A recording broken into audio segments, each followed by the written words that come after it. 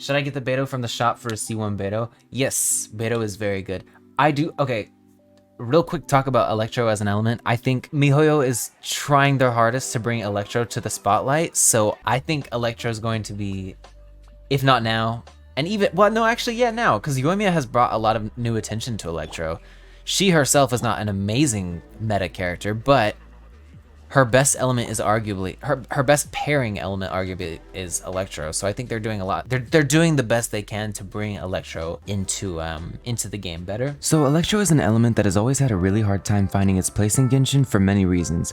The first of which is that the majority of Electro characters, up until now at least, never really had a solid niche to fit into.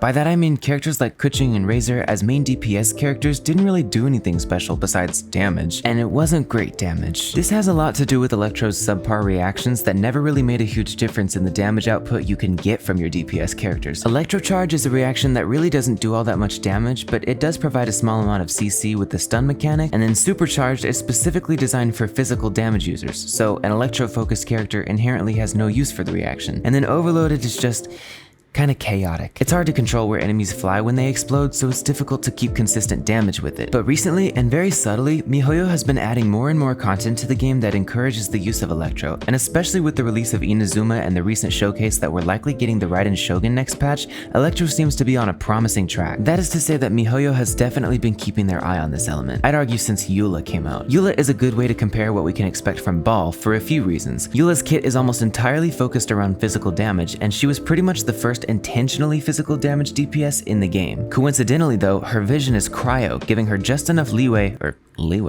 to work amazingly with Electro characters. So basically, Eula was the first glimpse of an actual need for Electro, given that the supercharged reaction shreds physical defense. And then we received Yoimiya, who, as I said in that Twitch clip, works extremely well with Electro in a very unique way. Firstly, having Electro resonance allows her to make good use of the Shimenawa set without sacrificing too much ease of use. And secondly, Yoimiya utilizes Overloaded extremely well given her range and ability to quickly defeat most weaker enemies. I would argue that these two characters are a clear way to see that Mihoyo is slowly building up Electro's use in the meta, and it gives us a bit of insight about what we can expect from future Electro characters such as Ball, Sara, or even Yoimiya, assuming she'll eventually be a playable character. The Electro meta, from what I can see right now, is one in which Electro acts mostly as a powerful utility element for teams, giving them fuller potential in difficult game content such as the Spiral Abyss, which we know is statistically getting harder and harder to complete. The final point I want to make is the overall atmosphere of the game with these upcoming Electro characters. As an Archon character, there's almost no doubt that Ball will be a meta changer, and Mihoyo is known for making content that favors fresh character releases, such as the huge emphasis on cryo and pyro reactions in Inazuma with the release of Ayaka and Yoimiya. So who knows what we have in store for Electro, what with two extremely hyped characters coming out soon and another one somewhere, possibly.